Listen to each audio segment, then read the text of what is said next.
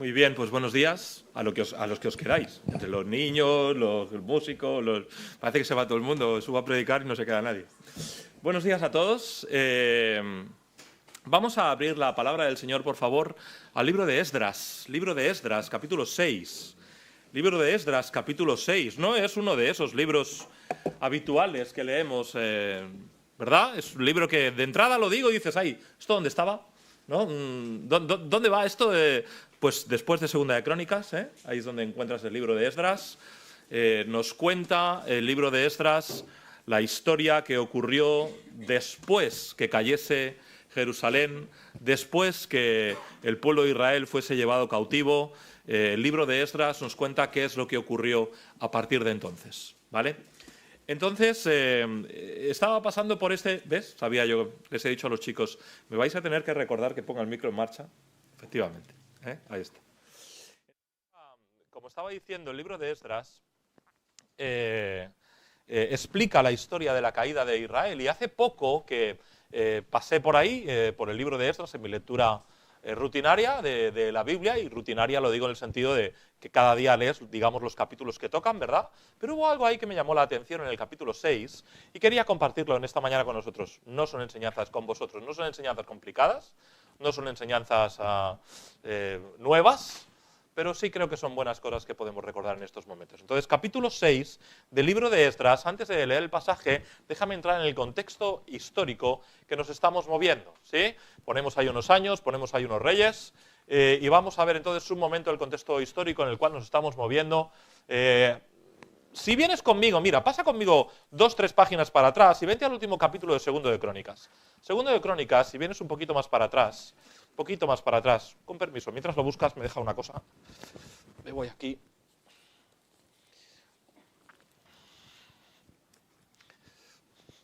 Predicar sin notas, algunos lo pueden hacer, pero los que somos normalitos no necesitamos las notas, ¿vale? Entonces, abrimos el libro de Esdras, pero justo antes de abrir el libro de Esdras, nos encontramos en el último capítulo de Segundo de Crónicas, donde se nos explica la caída de Jerusalén. Ahí viene Nabucodonosor, seguro que suena la historia, y destruye la ciudad, queman el templo, muchos judíos son llevados cautivos, muchos son muertos, y entonces, básicamente, Jerusalén desaparece, por así decirlo, ¿sí? Destruidos los muros, destruida la ciudad. Queda muy poco de Jerusalén, algunos pocos se quedan. En el libro de Jeremías nos dice que un pequeño remanente quedó allí, pero muy pocos quedan, y entonces la ciudad es destruida. Y eso ocurre aproximadamente en el año 586 a.C., pasan aproximadamente unos 50 y pico años después, y llegamos al año 539, nos explica esto el libro de Daniel, y el imperio babilónico cae a mano de los persas. Así que ahora nos encontramos en el imperio persa. ¿Sí?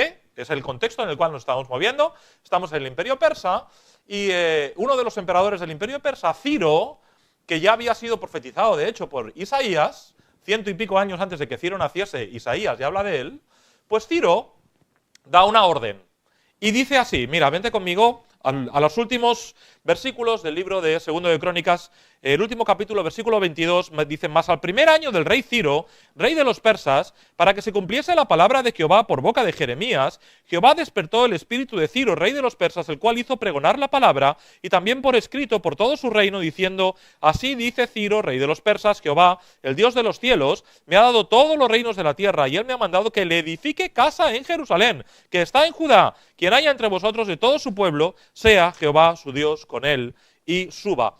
Y el primer capítulo de Esdras arranca más o menos con la misma historia, con unas palabras un poco diferentes y con algo más de detalle, pero nos explica lo mismo, El edicto del rey Ciro, por el cual permitía a los judíos volver a Jerusalén y volver a edificar el templo, ¿vale? Entonces ahí tenemos la caída de Babilonia. Ciro permite a los judíos volver a su tierra.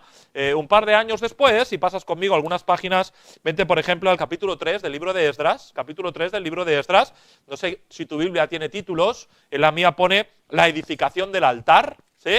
Entonces ahí en el capítulo 3, no lo vamos a leer, pero nos cuenta cómo los judíos empezaron de nuevo a reconstruir el templo, pusieron los cimientos, volvieron a poner el altar de los sacrificios para poder hacer sacrificios, y de nuevo iniciaron la obra de reconstruir el templo. Recordad, había sido quemado y destruido por completo, y de nuevo iniciaron la obra de reconstruir el templo, pero por supuesto pues tuvieron presiones de los vecinos, ¿sí? El conflicto palestino-israelí ya viene desde entonces, no es algo nuevo, ya ocurría en aquel momento y los vecinos que había allí tienen presiones, no les dejan seguir construyendo, tienen problemas con el tema, en fin, los judíos ya no son, digámoslo así, un estado, vamos a decir que son todavía un pueblo, una nación por su entidad nacional, ¿verdad? Pero ellos son una provincia más del vasto imperio persa de 127 provincias, ¿lo recordáis en el libro de Esther? Dice que era un imperio que llegaba desde la India hasta el Mediterráneo, va un imperio vasto, grandísimo, y ellos son una gotita de agua, por lo tanto se sienten indefensos, se sienten que no tienen poder, no tienen un rey, no tienen un ejército, les presionan para no construir el templo, ¿y qué hacen ellos? Pues dejan de construir el templo.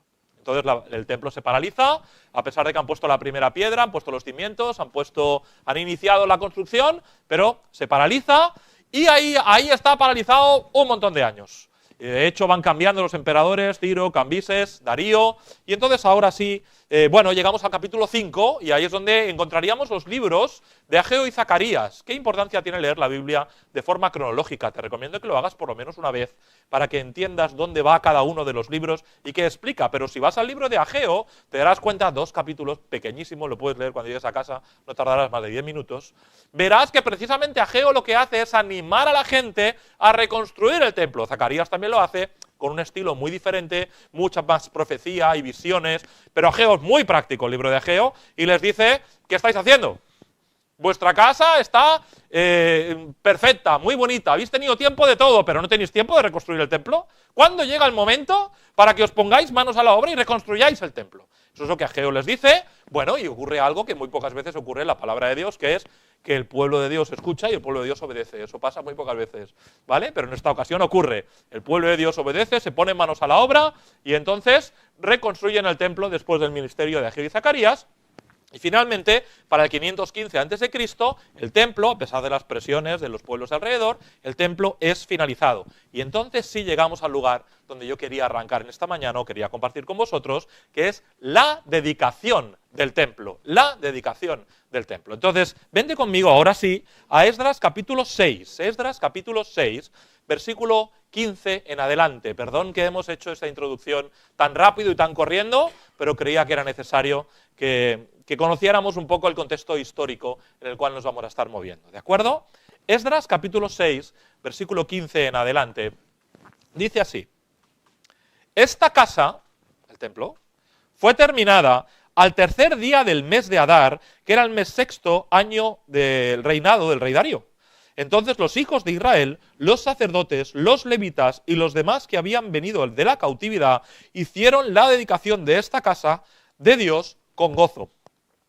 Y ofrecieron en la dedicación de esta casa de Dios 100 becerros, 200 carneros y 400 corderos y 12 machos cabríos en expiación por todo Israel, conforme al número de las tribus de Israel. Y pusieron los sacerdotes en sus turnos y a los levitas en sus clases para el servicio de Dios en Jerusalén, conforme a lo escrito en el libro de Moisés. También los hijos de la cautividad celebraron la Pascua a los 14 días del mes primero, porque los sacerdotes y los levitas habían purificado a una, todos estaban limpios y sacrificaron la Pascua por todos los hijos de la cautividad y por sus hermanos los sacerdotes y por sí mismos. Comieron los hijos de Israel que habían vuelto del cautiverio con todos aquellos que se habían apartado de las inmundicias de las gentes de la tierra para buscar a Jehová, Dios de Israel, y celebraron con regocijo la fiesta solemne de los panes sin levadura 7 días. Por cuanto Jehová los había alegrado y habían vuelto el corazón del rey de Asiria hacia ellos para fortalecer sus manos en la obra de la casa de Dios, del Dios de Israel. Vamos a orar. Amado Padre Celestial, venimos ante tu presencia con el deseo de que tú hables a nuestros corazones en esta mañana. Sabes tú, Señor, que el mensaje que tengo es algo sencillo, pero a la vez, Señor, el poder está en tu palabra y no en mis palabras, no en lo que yo pudiera decir. Y es por eso, Señor, que en esta mañana venimos delante de ti rogándote, pidiéndote que tú seas quien haga la obra. En tus manos, Señor, encomendamos la predicación, en tus manos encomendamos cada uno de nuestros corazones para que no salgamos por la puerta de la iglesia igual que hemos entrado. Lo pido en el nombre de Cristo. Amén. La primera cosa que llama mi atención en estos versículos es que terminaron la obra, ¿no? Fíjate que dice ahí el versículo: esta casa fue terminada el tercer día del mes de Adar, que era el sexto año del reinado del rey Darío. Has visto que he puesto la Sagrada Familia, ¿no? Que ¿Alguien sabe en qué año se empezó a construir la Sagrada Familia? Así, va. Como dicen los jóvenes, tírate un triple. A ver, va, ¿qué? Al principio de 1900. Vale, ahí tenemos algo. No va eso encaminado. Va, otro. Va, venga, un año. Son 4 números, empieza por 1. Venga. ¿Qué? Dime algo. ¿No? Julián, tírate un triple. 1905, Josep. 1882. 1882 empezó la construcción de la Sagrada Familia y ahí seguimos. Estimaban que la tendrían terminada para el 2026, pero con todo el tema COVID, pandemia, no sé qué y otras excusas, no sé, ahora hablan del 2033, ¿vale? Entonces, la Sagrada Familia, pues imagínate, 2033, pues estamos hablando que 150 años, ¿no? Para construir ¿no?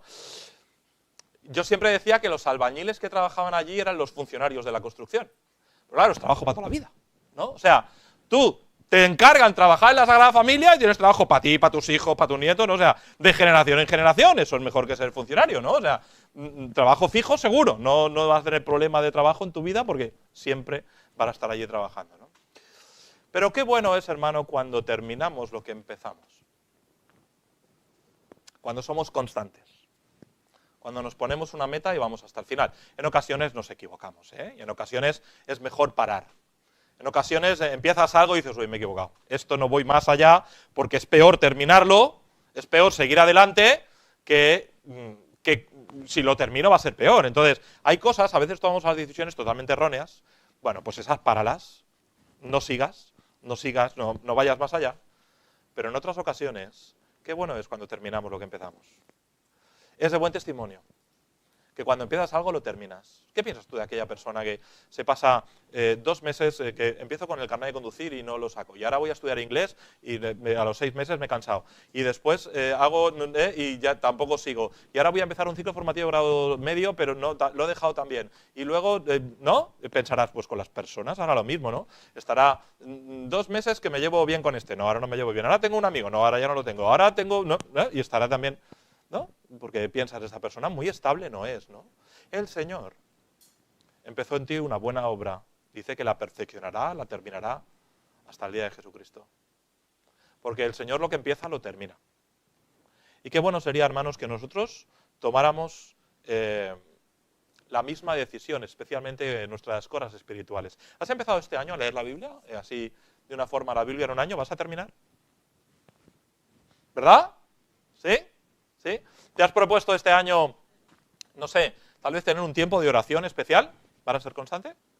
¿O es como cuando determinamos ir al gimnasio, que a los 2 meses seguimos pagando pero ya no vamos más? ¿No? O sea, seamos constantes en las cosas de Dios, termina la obra. ¿Te has propuesto a lo mejor ayudar en el ministerio del comedor social? ¿Te has propuesto a lo mejor tener un ministerio regular? Algo muy sencillo, ¿te has propuesto no faltar a la iglesia? Termina, sé constante. No seamos como la Sagrada Familia. Cuando la Sagrada Familia se inició, Gaudí tenía unos planes. El edificio al final va a ser el mismo, pero desde luego el uso no.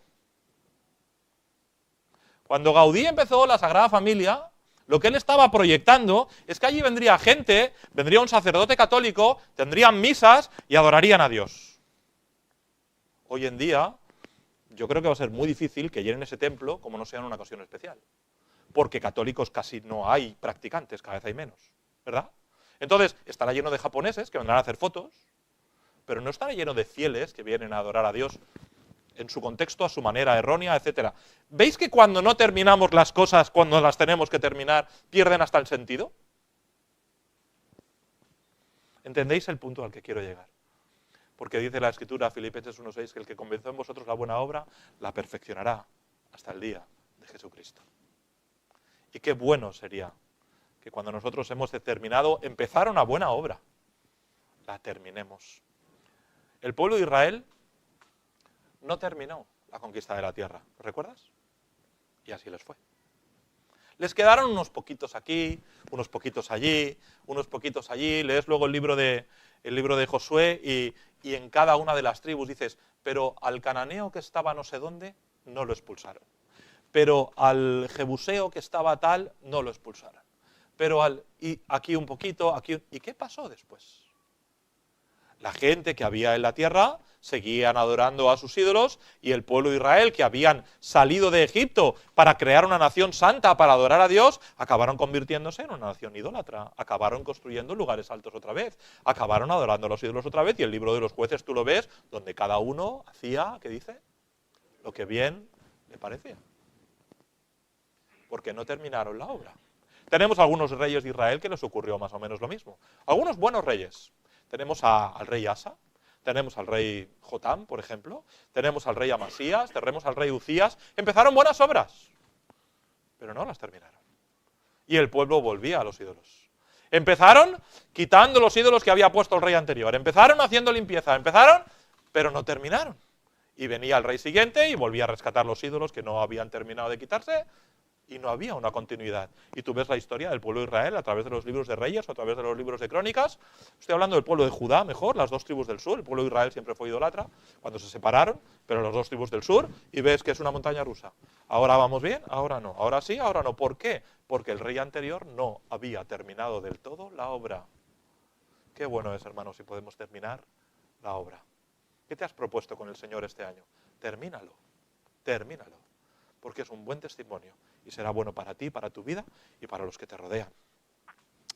En segundo lugar, me llama la atención el gozo. ¿Sí? Mira que dice ahí el versículo 16. Primero dice el versículo 15, esta casa fue terminada, y el 16 dice, entonces los hijos de Israel, los sacerdotes, los levitas y los demás que habían venido a la de la cautividad hicieron la dedicación de esta casa de Dios con gozo.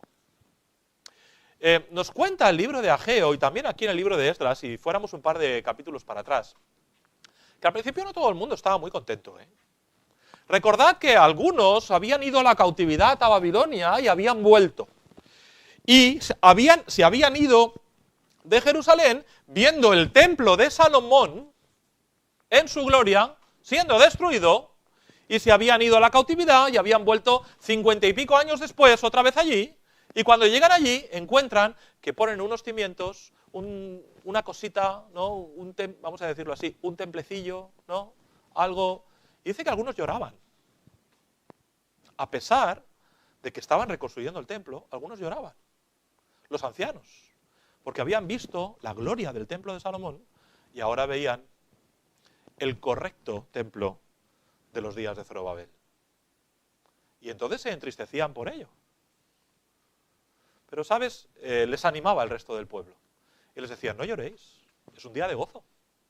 Es un día de gozo.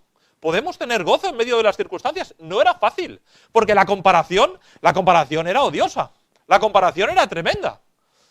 El templo de Salomón. En los días de Salomón no había, él dice que la plata ni siquiera tenía valor. La plata era como una piedra que te encuentras en la calle. ¿Sí? De la cantidad y la opulencia y el dinero que había en aquellos días en Israel. Entonces el templo de Salomón era pues una de las 7 maravillas del mundo antiguo seguro. Y de repente venían al templo correcto, normal, a la cosita que acababan de hacer allí, que habían reconstruido lo justito para poder adorar a Dios. Pero era también un motivo de gozo. Era un motivo de gozo, en primer lugar, porque habían terminado. Volviendo al punto primero, ¿sí? ¿No te da gozo cuando terminas algo? O sea, poco, ¿no? Pero cuando te marcas un proyecto, puede ser algo con el ordenador, puede ser algo de bricolaje, puede ser algo espiritual, ¿no? Te marcas un proyecto y te da gozo terminarlo, ¿no? En lo que sea. Da satisfacción personal haber iniciado algo y haberlo terminado. Pueden ser unos estudios, puede ser simplemente que has determinado colgar una estantería en tu casa, pues hacer los agujeros, la pones, la terminas y dices, pues mira, me ha quedado bien, ¿no? Ahí está, no se cae, ¿verdad? Algo sencillo, pero te trae gozo al corazón cuando terminas algo, cuando finalizas. Y había un motivo real de gozo, porque habían iniciado una obra, la habían terminado, ¿sí? También debía ser un motivo de gozo, y vamos a hablar de eso dentro de un momento, porque habían hecho lo que tenían que hacer. ¿No? Tenían que construir un templo. Ciro había dicho, id para allá y reconstruid un templo. Y la obra había estado para un montón de años. Y ahora habían hecho lo que tenían que hacer. Y eso también es motivo de gozo, ¿no? Cuando tú vas delante del Señor, sabes que tienes una misión que cumplir, ¿no? y que tienes un trabajo que hacer, y que tienes un ministerio que llevar a cabo, y que tienes que llevar el Evangelio a otros, y cuando haces lo que tienes que hacer, con más o menos resultados, con el resultado del templo de Salomón o con el poco resultado del templo de Zorobabel, sabes que has hecho lo que tenías que hacer. Y eso trae gozo a tu corazón, Señor. El resultado lo traes tú. Yo estoy feliz porque he hecho lo que debía hacer, ¿verdad? También trae gozo a tu corazón que Dios se manifestaba allí en el templo. Da igual que el templo fuera el de Salomón o el de Zorobabel, Dios se manifestaba allí. No es poca cosa, ¿verdad? Da igual el tamaño del templo, da igual cuánto oro tuviera el templo, da igual cuántos sacrificios se hubieran hecho para conmemorar aquello, pero Dios se manifestaba allí. A lo mejor tú dices, es que yo soy como el templo de Zorobabel, soy un cristiano correcto, pequeñito, que no llamó la atención, pero debe haber gozo en tu vida porque Dios se manifiesta en tu vida. A lo mejor yo no tengo muchos talentos, yo soy muy mayor, yo soy muy joven, ¿no? Y ponemos excusas, ¿no? No nos damos cuenta lo que el Señor puede hacer con cualquier herramienta, con cualquiera, y que todas son necesarias. Pero a veces nos hablamos así a nosotros mismos, ¿sí? Debe haber gozo en tu vida si Dios se manifiesta en tu vida, ¿verdad? Y había algo que este templo tenía que el de Salomón no tenía. ¿Sabes qué iba a ser? Lo dice el libro de Ageo al final. Es la promesa de que el Mesías estaría allí. Este es el templo de Herodes, este es el templo de Zorobabel, que más tarde Herodes agrandará y lo hará mucho mayor, donde el Mesías, el Señor Jesús, estará allí en el templo. Eso no lo tenía el templo de Salomón, a pesar de su esplendor. Así que podía haber gozo por muchas razones, por muchos motivos, podía haber gozo en haber construido ese templo, ¿verdad? ¿Puedes tú, hermano, vivir con gozo? A pesar de que tú dices, no, es que mi repercusión es muy pequeña, no, es que mi dedicación es... ¿Has hecho lo que debías? Gózate. De verdad. ¿Has terminado la obra que Dios te ha dado para hacer? Gózate. ¿Vive Dios en tu corazón? Gózate. Gózate. Ahora piensa la frase otra vez. ¿Vive Dios en tu corazón? Gózate. ¿Tienes promesas en tu vida de que Dios se manifiesta a través de ti en tu vida? Gózate. Podemos vivir vidas cristianas llenas de gozo. No hay motivo para vivir vidas cristianas derrotadas o tristes. No hay motivo. Nuestra vida debe ser gozosa. El gozo es uno de los frutos del Espíritu. Por lo tanto, como cristianos debemos manifestar gozo. Sea que nuestra vida sea como el templo de Salomón o como el correcto templo de Zorobabel. Pero debemos mostrar gozo. En tercer lugar, fíjate que hicieron lo que tenían que hacer. Versículo 17 dice, dieron lo que tenían y ofrecieron en la dedicación de esta casa de Dios 100 becerros, 200 carneros, 400 corderos, 12 machos cabríos, en expiación por todo Israel conforme al número de las tribus. Los del bachillerato científico, ¿cuántos animales hemos sumado? A ver, decídmelo. Venga, va, coge la Biblia y dímelo. ¿Cuántos animales hemos sumado en total? ¿Están ahí? ¿Cuántos? 700. 712. 712 animales. ¿Alguien, otra vez, tirándose un triple, ¿alguien sabe cuántos animales se sacrificaron en la dedicación del templo en los días de Salomón? ¿Pero miles? ¿Como cuántos miles? Más. ¿Alguien? 142.000 animales. Si lo he sumado bien. Volveré a buscar la cifra y si me equivoco os la pongo en el grupo después. Otra vez. 140.000 animales. Contra 712. Pero ellos dieron lo que tenían, ¿no? Venían de la cautividad, prácticamente con lo opuesto. No había igual muchos recursos. En los días de Salomón hemos dicho que había mucha opulencia. No era así en estos días, pero dieron lo que tenían. Y cuando nosotros damos lo que tenemos, no tenemos que dar más. El Señor no pide mucho de ti, pero lo pide todo. Fíjate qué frase, ¿no? No quiere mucho, pero quiere todo. Moisés a veces dice, toma todo, dame lo que quieras. ¿Sí? Esa es la frase. Esa frase es, ¿la he dicho bien, pastor? El Señor viene a tu vida y lo quiere todo. Quiere las dos blancas. ¿Te acuerdas de la viuda que puso las dos blancas? Era todo. Aquellas dos monedas, ¿te acuerdas?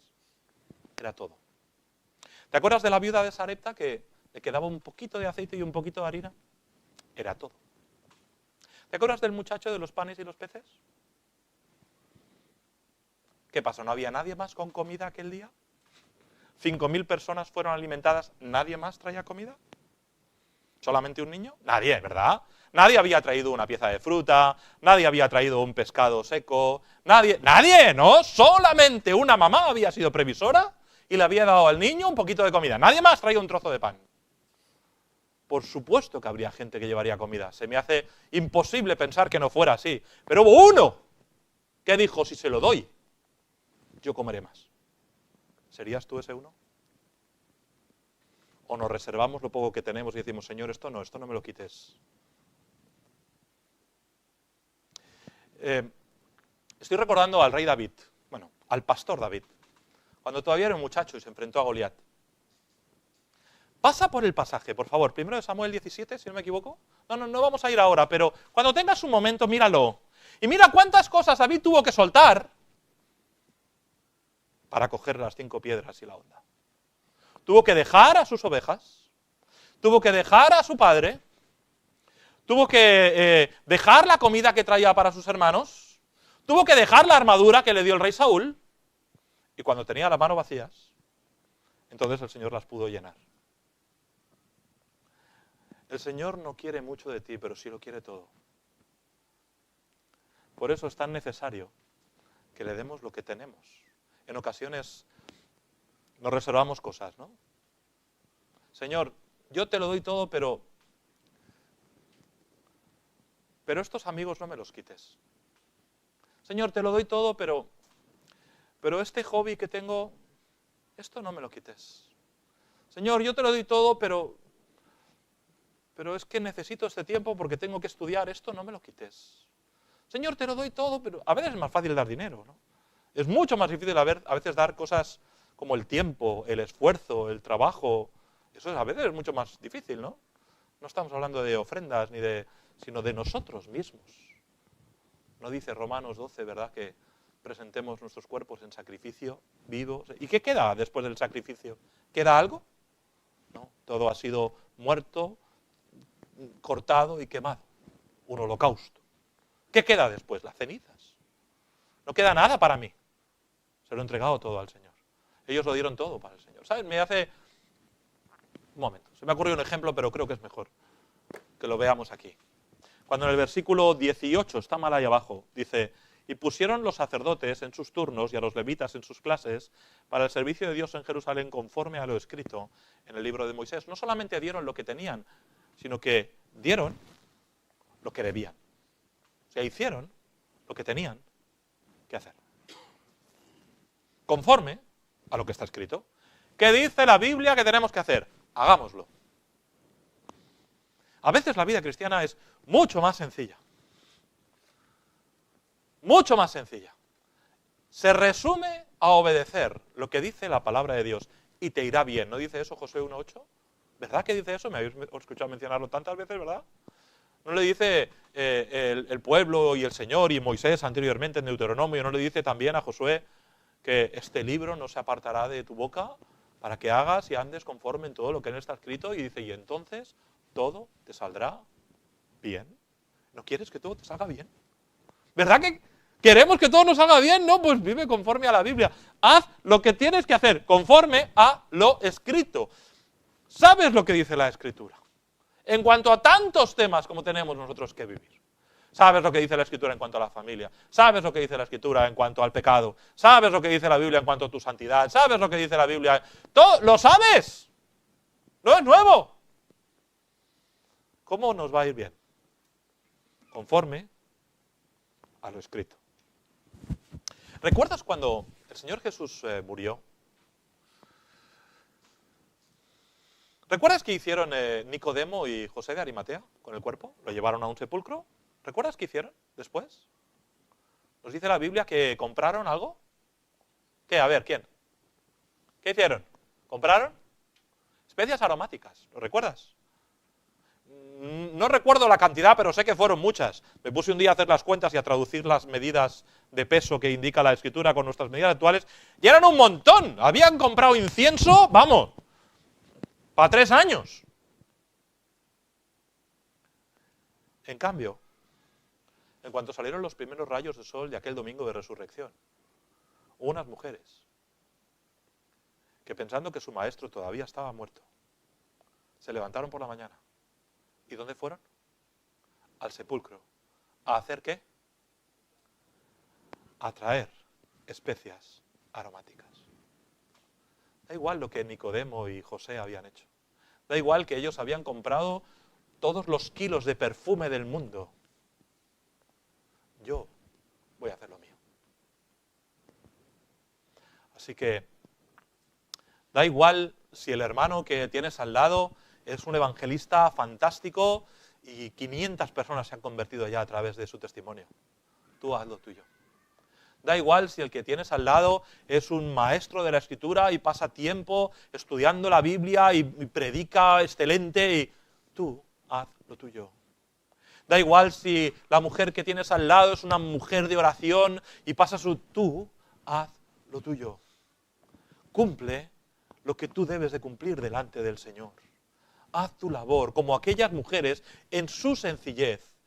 Se podían haber quedado en su casa. El día triste que era para ellas aquel domingo, aquel primer día de la semana. El temor que podían sentir, estarán los romanos por allí, estarán los soldados. El desconcierto, ¿qué pasará? No, estaban solas, los discípulos no van con ellos, van solas. Pero hacen lo que tienen que hacer. No ponen excusa, da igual, ya lo harán los discípulos. Da igual, ya lo hará Nicodemo. Da igual, no, ellas hacen lo que tienen que hacer. El pueblo aquí hizo lo que tenía que hacer conforme a lo que estaba escrito en la ley de Moisés. ¿Quieres que te vaya bien? Haz lo que dice la palabra de Dios. En quinto y penúltimo lugar, no puede ser de otra forma, ¿no? Todo esto se hace con limpieza. Porque dice ahí el versículo 20, porque los sacerdotes y levitas se habían purificado a una, todos estaban limpios. Imprescindible, ¿no? Nada de lo que hemos dicho se puede hacer correctamente delante del Señor si primero no hay limpieza. Nada de lo que hemos dicho de entregar lo que somos, nada de hemos dicho de hacer lo que tenemos que hacer, nada de lo que hemos dicho de terminar la obra y de terminarla con gozo. Todo eso tiene que haber una base anterior y esa es, perdón, la limpieza. Porque tú no beberías en un vaso sucio, ¿no? ¿Verdad? Ahora que hemos comprado lavavajillas, os anuncio que hemos comprado lavavajillas después de 19 años, llevamos sin lavavajillas, por lo menos. Se nos rompió cuando Esther era pequeña y desde entonces no la habíamos comprado. Ahora que tenemos lavavajillas, de repente no hay vasos y entonces abro el lavavajillas y dices, ¿limpio o sucio? ¿No? Tienes dudas, ¿no? No sabes si el lavavajillas está lleno porque lo hemos terminado y no lo hemos recogido o si está lleno porque no lo hemos puesto, ¿verdad? Y entonces coges el vaso y dices, ¿limpio o sucio? Ah, está sucio, pues lo tengo que lavar antes de usarlo. No lo cojo sucio y pongo ahí la Coca-Cola, ¿no? ¿O sí? ¿Verdad que no? ¿Verdad que ninguno de vosotros usaríais el vaso sucio? ¿Verdad que no usaríais la herramienta sucia? Pues antes de todo esto, es necesario que haya limpieza. Está fenomenal prepararse para el ministerio, está fenomenal estudiar la Escritura, está fenomenal dedicar un tiempo a la oración, está fenomenal servir al Señor. Primero, limpieza. Porque el Señor no puede usar algo que está sucio. Si para ti ya resulta raro, por no decir asqueroso, coger algo sucio y usarlo, ¿verdad? ¿Cómo no será para el Señor, quien no puede ver el pecado, usar algo sucio? Por lo tanto, necesitamos ser limpios. Y terminamos aquí, número 6. Nos habla de comunión, nos habla de comida, ¿verdad? que dice que hicieron en el versículo 21, dice que comieron con todos aquellos que se habían apartado de las inmundicias de las gentes de la tierra para buscar a Jehová, Dios de Israel. La comida siempre es símbolo de comunión, ¿no? Que ayer tuvimos bautismos y ¿qué hacemos después? Comemos, ¿no? ¿Verdad? ¿Sí? Es el cumpleaños de alguien y ¿qué vas a hacer? Comemos, ¿verdad? ¿Sí? Y quieres celebrar un aniversario y ¿qué haces? Comemos, ¿verdad? Y siempre encontramos una excusa para comer porque es símbolo de pasar un tiempo juntos y de pasar un tiempo en comunión y en amistad, ¿sí? La comida, ¿no? ¿Y qué hacemos cuando dos amigos se encuentran? ¿Qué hacen? Mínimo un café cae, ¿no? O sea, vamos a tomar un café, ¿no? Tiene que haber algo para llevarse a la boca, si no parece que no. ¿Sí? Así es, ¿verdad? Siempre comemos. Hasta el Señor Jesús lo usa, ¿verdad? Esto. En Apocalipsis 3:20, cuando hablando de la comunión, le dice a la iglesia en la Odisea, ¿no? Le dice, he aquí, yo estoy a la puerta y llamo. Si alguno oye mi voz, entraré a él y cenaré con él y él conmigo. Ese versículo lo hemos usado como una aplicación de la salvación muchas veces. No está mal. Mi madre se convirtió con ese versículo. No está mal, ¿eh? Tenemos un corito que dice, aquí estoy a la puerta y llamo, y habla de la salvación. Si un niño oyere mi voz, si una niña oyere mi voz y abriere la puerta de su corazón. Pero el versículo no está hablando de salvación, está hablando a una iglesia llena de creyentes que habían dejado al Señor fuera. Y de lo que está hablando este versículo es de comunión. Comida. Comunión. ¿Y con quién? Dice que tenían comunión. Otra vez. Con todos aquellos que se habían apartado de las inmundicias de las gentes de la tierra para buscar a Jehová, Dios de Israel. No compartimos mesa con personas que nos han ofendido, que nos han hecho daño. No quedas mañana para comer entiéndeme, no quedas mañana para comer con tu enemigo. Tú quedas para comer con alguien con el que te sientes a gusto y quieres pasar un rato agradable, ¿verdad? Pero cuando compartes mesa con alguien que a lo mejor no conoces mucho, cuando te toca, ¿no? Aquello típico, ¿no? Cena de empresa y te toca delante del compañero que no has hablado mucho y dices, ¿de qué vamos a hablar? ¿No? ¿De qué vamos a compartir? ¿Qué le digo? Y piensas temas de conversación, ¿no? Y yo soy malísimo para eso, ¿no? Pero piensas, ¿qué vamos a tal? Y es complicado, ¿no? ¿Con quién compartes mesa en tu vida, hermano? ¿Con quién? ¿Qué hay que tú estás dejando entrar en la comunión de tu vida? Son también aquellos que se han apartado de las inmundicias de las gentes de la tierra, son también los que se han propuesto buscar a Jehová. ¿Es con esos con los que compartes mantel, con los que compartes mesa, con los que compartes tu vida, con los que tienes comunión? ¿Cuántos de los que te rodean son de estos? ¿Y cuántos son de los que siguen todavía en sus inmundicias? ¿Cuántos de los que tú dejas entrar en tu comunión privada son de los que se han apartado y tienen el propósito de adorar a Dios?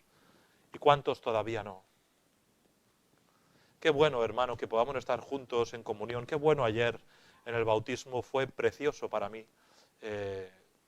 Cuando estabais compartiendo antes al principio del culto, no he querido alargarme también, yo hubiera dicho bis a cada cosa que habéis dicho. ¿Sabes? Bis es cuando repetimos, ¿no? Pues yo hubiera dicho bis a lo que ha dicho Israel, bis a lo que dijo el pastor, bis a lo que dijo Rosa, bis, ¿no? Me uno a todo ello. Qué bueno el tiempo en comunión. Bis a lo que dijo Abel, el versículo que leyó. Estoy de acuerdo con todo. Pero qué bueno es cuando nosotros tenemos comunión.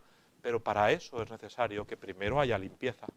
Y cuando hay limpieza, entonces podemos tener comunión juntos. Por eso el Señor en la iglesia de la Odisea está fuera. Porque es una iglesia llena de creyentes que han echado al Señor de su vida. No nos pase eso a nosotros, ¿verdad?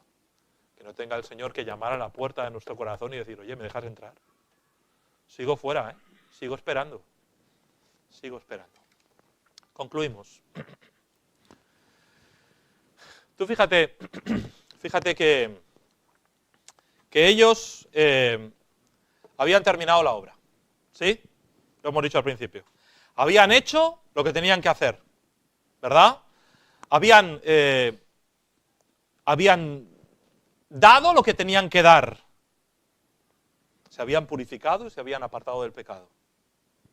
Y como consecuencia de todo eso, perdón que me reitere, hay unas consecuencias. Hay algo que ocurrió después. ¿Y qué ocurrió después? ¿Qué dice el Señor? Dice, y celebraron con, ¿qué? Ah, otra vez vuelve a salir el gozo aquí, ¿eh? Con regocijo, la fiesta solemne de los panes y levaduras 7 días por cuanto Jehová los había alegrado. ¿Y qué pasó? Y había vuelto el corazón del rey de Asiria hacia ellos para fortalecer sus manos en la obra de la casa de Dios. ¿Quieres tú que el Señor favorezca tus circunstancias? Ayer, dejadme que os explique esta anécdota para terminar, pero ayer estaba hablando con Francis y Raquel, ¿recordáis? Ellos están encargados del campamento en Ebenezer y me dijeron que habían estado hablando con el ayuntamiento de Mallá del Moncal. Sabéis que tienen un problema en el campamento y que parece que todo estaba en buena disposición para arreglarse. Les habían dado permiso para reanudar las actividades, que sepáis que va a haber campamento de Semana Santa, que lo están preparando ya, en fin. Todo bien, ¿no? ¿Qué ha hecho el Señor con el alcalde y con la gente que se encarga y el arquitecto y todos los que hay en el ayuntamiento de este pueblo? ¿Qué ha hecho el Señor? Ha vuelto el corazón del rey. Lo que ha hecho es exactamente lo que dice este versículo. Ha vuelto el corazón, en este caso, del alcalde y de la gente que está con él, para favorecer la obra que están haciendo en el campamento en Ebenezer, allí en Besalú, Gerona. Es exactamente lo que el Señor ha hecho. Y entonces ahora, ¿qué es el siguiente paso para ellos? Es fortalecer sus manos en la obra de la casa de Dios, del Dios de Israel. ¿Y no es lo que tú quieres para tu vida? ¿No es esto lo que te gustaría? ¿Que Dios es el que te da el poder y la fuerza? ¿No es esto lo que te gustaría? Que el Señor vuelva a tus circunstancias y que te sea favorable alrededor de ti, no tener que estar batallando y peleando y todo el tiempo, ¿verdad que sí? ¿Pero qué habían hecho ellos antes? Habían terminado la obra, habían dado todo lo que tenían y habían hecho lo que tenían que hacer y se habían limpiado, se habían purificado. Por lo tanto, como veis, nada nuevo para esta mañana, hermanos. Nada nuevo. No he dicho nada que no supieras, seguro. Solamente recordar algunos tips, algunas características que vemos aquí en este pasaje de tan sencilla aplicación para cada uno de nosotros. Recuerda, en este templo pequeño, este templo reconstruido con poca gloria, a este templo vino el Mesías, no al de Salomón. Aunque tú y yo seamos un templo pequeño, aunque tú y yo somos templo del Espíritu Santo, lo dice en 1 Corintios, ¿verdad? Aunque tú y yo seamos un templo pequeño, aunque tú y yo seamos un templo con poca gloria, a este templo ha venido el Mesías. Y eso es lo que tiene que dar gloria a nuestra vida. Eso es lo que tiene que dar sentido a nuestra vida. Eso es lo que tiene que traer gozo a nuestra vida. Que el Señor os bendiga.